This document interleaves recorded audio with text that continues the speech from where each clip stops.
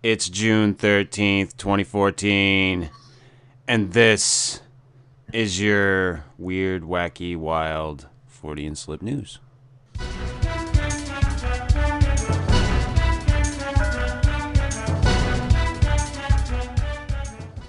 Our first story comes from the HuffingtonPost.com. Alexander Imich is dead. He was the oldest living man and a paranormal expert, and he died at 111. Alexander Imich, who was recently declared the oldest living man, died on Sunday in New York at age 111, according to reports. Born February 4th, 1903 in Poland, Imich and his wife, Wella, or Vela, whatever, fled the country in 1939 when the Nazis took over. In Russia, they refused Soviet citizenship and were sent to a gulag, according to the New York Times. When he emerged from the camp after World War II, Imich learned that many of his family members had perished in the Holocaust. The couple emigrated to the United States in 1951. Imich became the oldest living man on April 24th when Arturo Licata of Italy died a little more than a week before his 112th birthday. Imich told Guinness World Records that his motto is that one should always pursue what one loves and is passionate about. For Imich, that passion was the paranormal. Is he saying that the paranormal kept him alive longer than anybody else? Could be.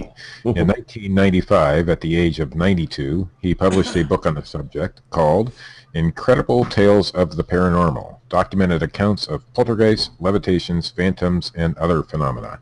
Imich had a collection of forks and spoons that he said had been bent using the Obviously, he didn't know how to bait click, Matt. The power of the mind.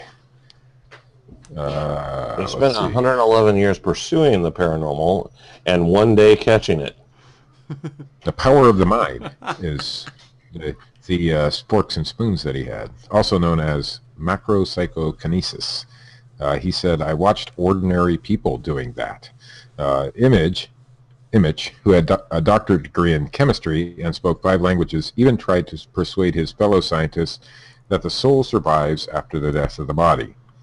Imich was proud of his healthy habits as well, telling numerous news organizations that he didn't drink, had quit smoking long ago, and ate very little. Is he a soul survivor? Yeah. He also attributed his longevity to good genes, but kept a sense of humor about it too. When asked for his secret, he told NBC New York, I don't know. I simply didn't die earlier. I have no idea how this happened. The oldest living... researching himself now? The oldest living man is now Sakura Mamoi of Japan, born one day after Imich, February 5th, 1903. The oldest person on Earth is 116-year-old Masayo Okawa, also of Japan. And I'm sure I pronounced that correctly. You always do. So like the new world's oldest living man mysteriously visited his predecessor the day of his death. Think he like had him snubbed out. I think there's some fierce competition going on there. It's like the Highland. It's like the Highlander. There can be only one. Also from the Huffington Post. SpiderMan won't be hanging out at the Lotte shopping center in Busan, South Korea anymore. According to culture and gaming blog Kotaku, critics began to notice that the superhero sculpture clinging upside down to the mall's facade has an erection. Even more awkward. That just gives it another handhold for anybody who wants to get a good photo. Even more awkward, the statue was installed above a playground. Complaints spread online, and mall officials pressured the artist Unsuk Yu to alter the piece or take it down, according to his site. He reportedly chose the latter. The artist wrote on Facebook that he was attempting to naturalize the superhero in a comical way, but understood why the work could be interpreted as lewd in a place like a shopping mall. according to a translation provided to the Huffington Post. It was just a realistic web shooter. Yeah. Because that's where it would come out of, is the spider. You know, its ass. Cock. It was a cock.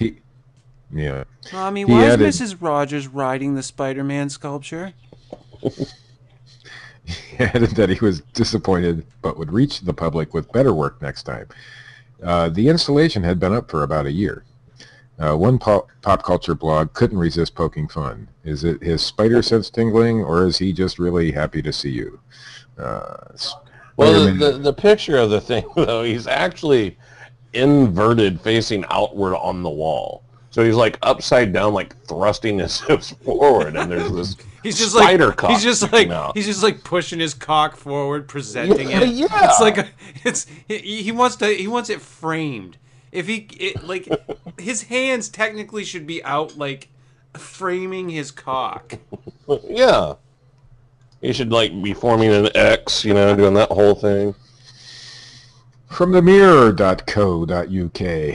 a woman who had sex with dolphins during lab experiments speaks out for the first time. Show kind of girl right here, Matt. A woman who had sex with a dolphin as part of a scientific study has spoken out for the first time. Who does that? This woman. Margaret Howe Levat. Is that like what happens whenever you reply to those ads you see in the newspaper? Like, medical testing student want, get paid $20 an hour. During the swinging 60s... Get a dolphin penis stuck inside you. Animal researcher Margaret Howe Levat was part of a NASA-funded experiment on the U.S. Virgin Islands to teach the intelligent sea creatures how to speak English. In 1963, she helped turn a house into a domestic dolphinarium by flooding it with knee-deep water where researchers could study the animals from their home. It was there she met Peter, an adolescent dolphin she described as sexually coming of age. As the two bonded, their relationship soon progressed to a more physical level. Margaret said, Peter liked to be with me. He would rub himself on my knee, my foot, or my hand, and I allowed that. It wasn't uncomfortable as long as it wasn't too rough. In the beginning, I would put him on the elevator and say, you go play with the girls for a day. It was just easier to incorporate that and let it happen. It was very precious and very gentle. Peter was right there. He knew that I was right there. He put his Peter right in me. But unfortunately, Peter couldn't turn a hoe into a housewife. Margaret claims this became a regular part of her studies as she tried to teach Peter to speak English. She added, it was sexual on his part. It was not sexual on mine. Sensuous, perhaps. It would just become part of what was going on, like an itch. Just get rid of that. We'll scratch it, and we would be done and move on. A little different. I was there to get to know Peter, and that was part of Peter.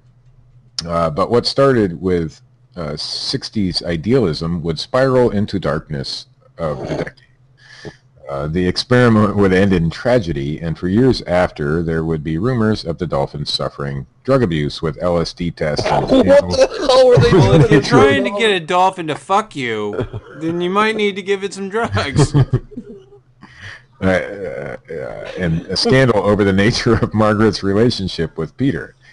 Margaret said, I've had a good bunch of letters from people asking if they could interview me, but I've not done any of it. A new BBC Peter got hooked on smack. A new BBC documentary, The Girl Who Talked to Dolphins, will be screened at the Sheffield Documentary Festival on Wednesday, June 11th. That's not the right title. Surprisingly, it's not the first time a human has forged a sexual relationship with a dolphin. Malcolm Brenner, 63, had a 6-month sexual relationship with Dolly the dolphin at an amusement park in Florida in 1971. And as always happens with inappropriate relationships, the woman got off and the guy got put in jail. He was told how the female mammal came onto him while he was in the pool with her. I was drunk one night. They then waited until the water park had closed for the day, and her male companion had been put away before, well, getting it on. Like right in front of the Mills cage. Like, yeah, look what I'm doing. And it helps if I have my earphones plugged in. And in our final story from yourdailyjournal.com, from Red Springs, wherever the hell that is. After the disappearance of 2 goats, evidence of attacks on his cows, and some mysterious late-night howls, James Newton believes he has found the culprit. The Chupacabra, a creature many experts don't believe exists. Newton, you guys set this up completely. Newton, who owns a farm with his wife, Vanessa, on Dixie Road, had been noticing Steve, are you saying there's a Chupacabra? I'm just reading the news story. Oh, okay, I'm just checking.